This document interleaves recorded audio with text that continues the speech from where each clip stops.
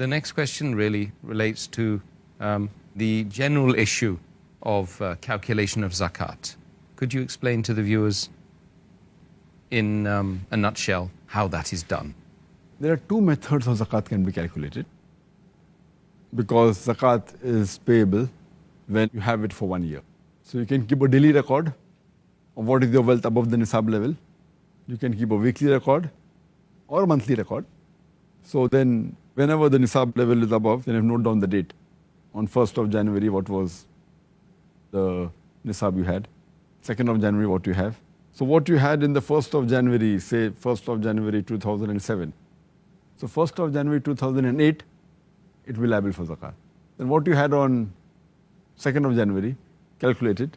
Then 3rd of January, or on weekly basis, or on monthly basis. But to keep a record of all this is very difficult. Then you'll be spending half the day in keeping the record, which will be difficult. So it's not practical at all. The easier method and a safe method, where mistake, inshallah, would be avoided, is picking one particular day in the full year and calculate it exactly 1 year after that.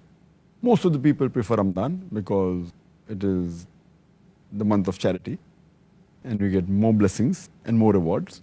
But Ramadan is not the only month that you have to pick up. You can pick up any day of the year. But it should be calculated according to the Hijri calendar, not according to the solar calendar. So 1st of January 2007, 1st of January 2008 is wrong. It should be 1st Shaban or 1st of Hajj. But since Ramadan is the most pious month, 1st of Ramadan, you can take any day of Ramadan. If you take 1st of Ramadan, calculate all the assets that you have. And next year, if it's 1st of Ramadan, 1420 Hijri, then 1st of Ramadan, 1421st Hijri, you should see what amount you have. Now, if you calculate only on one day and see exactly 1 Hijri year later, 1 lunar year later, it is the safest method. There can never be any possibility that you will give less zakat. There can be high chances you may give more zakat, but never less. Why? If you keep on calculating daily, then the level keeps on going up and down. But if you calculate one particular day of the year, whichever day you pick up, and if there happens to be the lowest collection, the lowest saving in the full year, yet you are paying the minimum amount of zakat. Say on the 1st of Ramadan, you have 100,000 rupees as saving, or $100,000 as saving.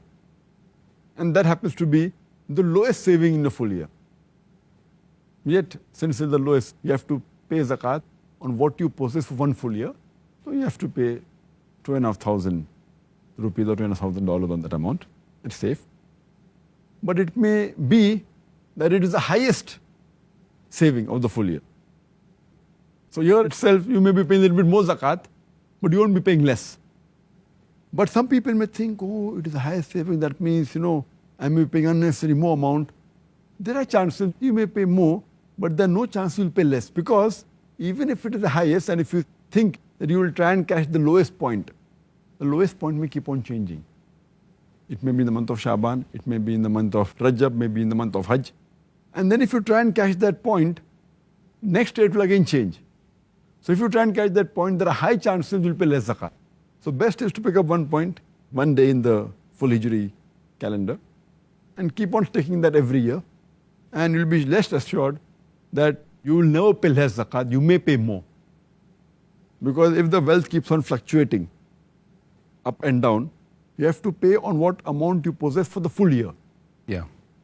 But the lowest point once, maybe Shaban, the other may be Ramadan, the third may be Hajj, maybe any month. The safest is to pick up any one and keep on sticking to that year. And inshallah, you'll never pay less. You may pay more. Sometimes 10% more, 20% more, 30% more. It will never be less, inshallah. So this is the safest method and it's the best method. And on this day, whichever day you pick up, you have to calculate all the savings you have, whether in cash, what is the bank balance, what is the gold you possess, whether in the form of jewelry, whatever stock you possess, whether in shares, whatever investment, all this you put together, or your business, the stock trade of your business, all put together. If you're due to receive some amount from someone, even that has to be calculated because he has given a bit late, but yet it's your property. Or if you have given some loan to someone, that has to be calculated. But if you have to give some money to someone, that has to be deducted from your amount.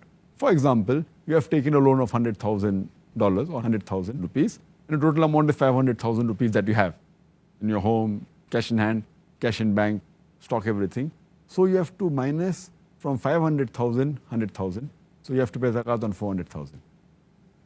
But if you possess 500,000 and you have given loan of $200,000 to somebody else, and you have to receive $100,000 because the goods you have sold, so 500 plus 200,000 plus 100,000, you have to pay zakat on $800,000. So in all, you have to calculate on one particular day of the year, and then you have to pay zakat 2.5% on that.